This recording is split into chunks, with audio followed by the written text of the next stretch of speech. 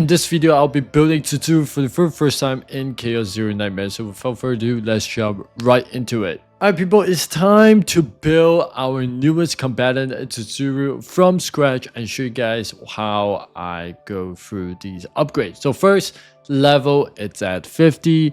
I am thinking to level up Chizuru to level 60 and Yuki as well. So for now, I'm just going to keep her at 50 and showcase the build on level 50. Moving on to the card, as you know that I did a breakdown on my last video, so make sure you check that out. But essentially, you're going to go for a build that are mainly focused on Shadow of the Moon, right? And then for the Epiphany later, I will tell you guys which one you would prefer to get. Next is the partner I have is the signature assigned partner, which is Itsuku. Her pretty much boosting the combatant's stack, increased damage amount of attack card by 5% and can stack up to 3 times. That means 15%. And every one attack card used by the assigned combatant deals 3 hits, inflict 30% fixed damage to the target, and her ego skill is 200% damage to all enemies with 1 fierce win. And 1 fierce win is 50% damage amount to attack card of the assigned combatant for 1 turn. So it's kind of like a buff to attack card. Save data, I've just managed to clear a level 50 dungeon on the purple domain, and then I got like 37k on the save data, which I will go through what you should copy, what you should Epiphany upgrade, and so on. Next is the potential. Because it's currently at level 50, I pretty much unlock all the big nodes, as you can see here, and then pretty much trying to increase this crit chance.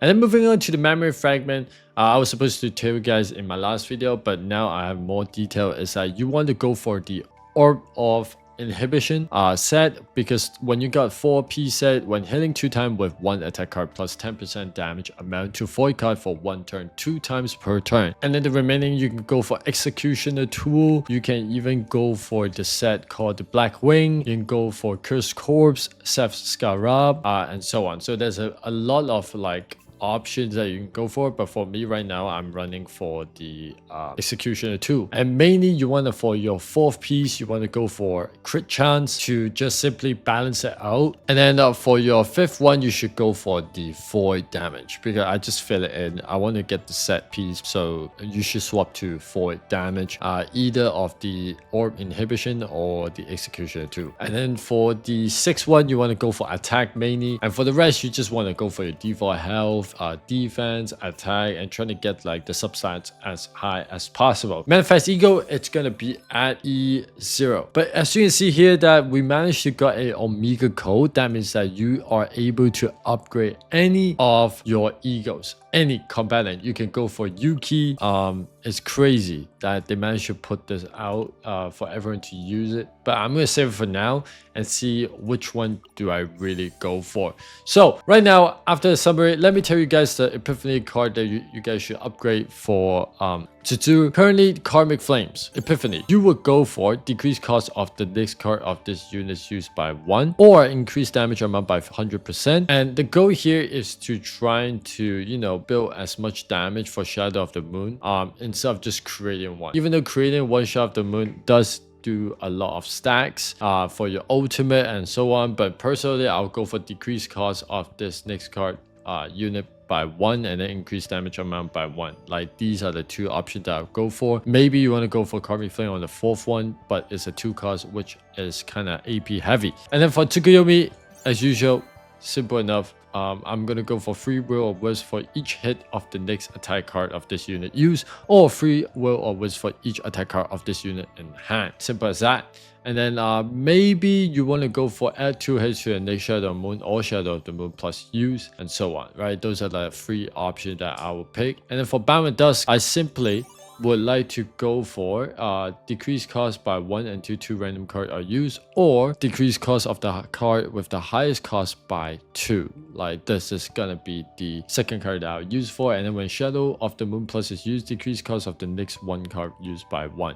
Simple as that. But Shadow of the Moon, you can pretty much save it as a retain card, and you can just keep building buffs. So you don't really need to have the second one. I'll go the first or the fifth one, and so on.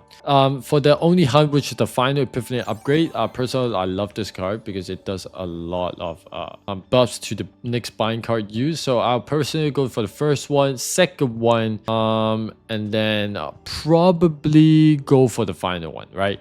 Because as you can see here, the first one has 51%, which is a bit lower, but times 4, and then plus 40% damage amount to the next bind card use. The second one is 184% damage, plus 60% damage amount to the next bind card use. And then the final one is plus 40% damage amount to Shadow of the Moon Plus at the start of the turn, free will or wisp. So that means you can build even more Shadow of the Moon cards. So those are my Epiphany upgrades that I recommend. Other than that, you know, go with your style if you see fits. And then next partner we already went through. Now, save data. Currently, my set is that I managed to copy Shadow of the Moon, and then I pretty much copy the Cosmic Flames because that was the only option. Obviously, I would like to copy Only Hunt and Shadow of the Moon. Those are like the two options because you keep building up, you know, for each bind stacks. I believe this is a bind card, right? Yep. So you see Only Hunt.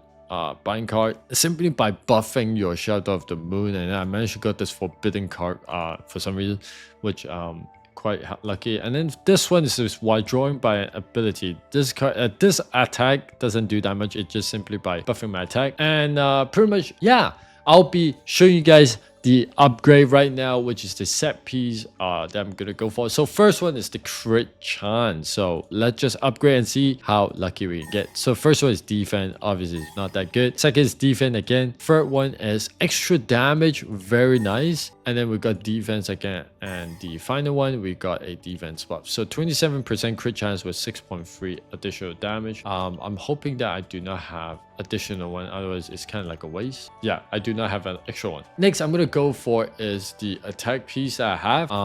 By comparing both of them, extra damage over time is better than damage over time, health, and defense. So obviously it's this one. So first upgrade, ego recovery, very nice. And the second one is extra damage. Third one, health. Fourth one, health again. And the final one is ego recovery, very nice. Now I've been farming for a few. And then the next one we have is attack, crit damage, and damage over time, which is quite solid. So we're gonna do upgrade. Ooh, flat attack, that's good. Second one, flat attack again. Oh my god, flat attack again. Oh my god, attack percentage. And the final one is crit damage, very, very good. Craft, I'm gonna go for the where is it, execution 2, and farm for this main option piece, which is gonna be the void damage percentage, which only are once again, I believe so. And here we go, craft. Ladies and gentlemen, we got void damage, ego recovery, attack damage over time. It's not bad piece. It is not a bad piece, right? So I'm just gonna replace it, change, and upgrade. Here we go. First one, we got crit chance. Yo, that's huge. Flat attack, damage over time, crit chance again, and then the final is damage over time. Oh my god, this is gonna be crazy, right? So let's have a look at the overall sets stats.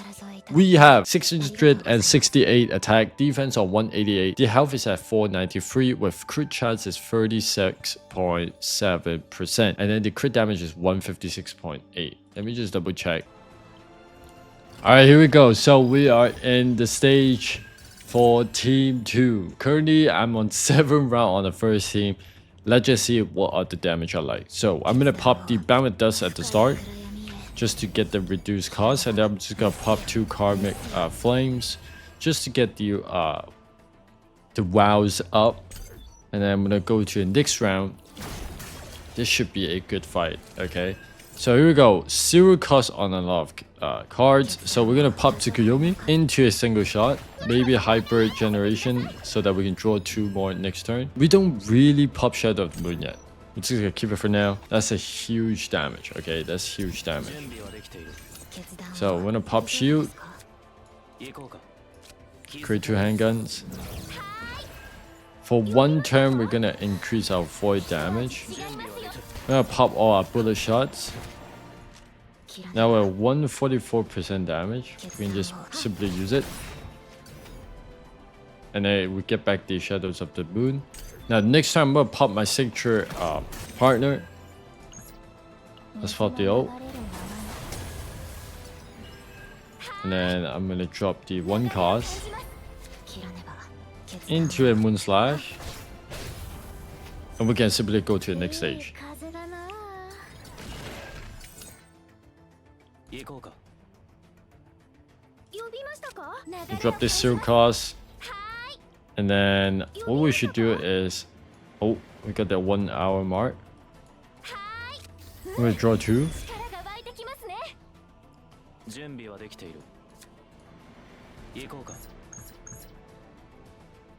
Let me see the ability at this side. Let's attack the guy at the back.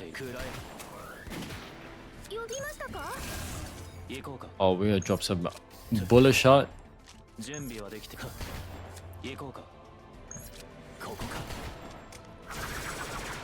1,200 damage. So far, we can just pop the seal cost. Oh my god. We just use it one time, okay.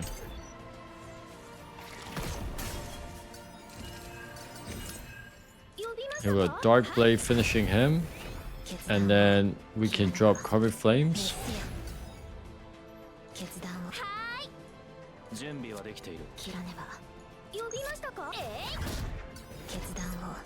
Alright, let's pop Shadow of the Moon. 1,100 damage. We should be able to kill him right now. Only hunt. 500 damage. Into a forbidden card, and then we managed to clear the stage. Oh my god, we were down by 2 turns. Here we go, level 60. So I decided to, you know what, just go all in. Oh my days, it takes 200 material to level up to level 60. Holy shit. Alright, look at this. Crit damage proficiency can be upgraded. And we're just leaving this final piece where we need to get this up. Therefore, we are able to do the maximize our damage with the potential upgrade to the final big notes, which as you can see, if Chizuru's attack is greater than 600 plus 5% damage amount to bind cards. For every 40 attack above 600, add an additional plus 1% to the modifier, additional plus 10% maximum. And we do upgrade the critical damage over here. So look at our overall stats. We have 36.7% critical chance and 159% on critical damage, and we have 734 attack. That means it's like plus 3% above on the additional percentage. So I'm gonna go into the basin, which we did one showcase with level 50. Now it's gonna be level 60, and then on our level 50 we managed to get 2-star on the final 10th basin. I'm gonna show you guys the complete build, and hopefully we can manage to 3-star this stage. As usual, Bound and Dust popping first with Karmic Flames on 2 of them, and we can actually get an additional shield. We'll move on to the second round. Pretty much it's gonna be quite easy. Hopefully we can see how much damage it does. So we're gonna pop our Forbidden card, 260 damage, into a Dark Blade, and then we can actually do the Seize the Opportunity into a Rapid Fire, right? Buffing the amount of damage, and then we can get Magnum Shot, giving us a break. And we can actually, from here, we can do a Shadow of the Moon, which does 1.3k damage. Now this one is going to be easy. Tsukiyomi into an Oni Hunt, which does kill this guy, I believe. Yup, 610 damage. Buffing our Shadow of the Moon as a retain card, and then we can just heal, dropping the unique card, maybe even a draw 2. Strike of the Darkness, 0 cost into a what's this called, Dark Blade, and then we can do Shadows of the Moon plus actually. So what I'm going to do here is popping the partner skills, which does 1,000 damage, into a Shadow of the Moon plus. Let's see how much damage it does. Oh, it instantly killed, 2.9k damage. That's very high. And we're in round 11. I should be able to kill this guy easily. We're gonna drop a Predator's Blade and just stealth reload. Let's do the... Oh, it actually kills him. Like, we don't even pop the Shadows of the Moon. And that's how you manage to clear this basin. Very easy. It's like around 4 rounds. And that's going to be the showcase for Chizuru in Basin of Hyperspace. My next video is going to be conquering the Dimensional Twilight. So make sure to stay tuned towards it. Please drop a like and subscribe if you're new around here. And leave a comment down below what you guys want to see. It's been your boy Rez. Thanks for watching. And I'll talk to you guys in the next video. Peace out.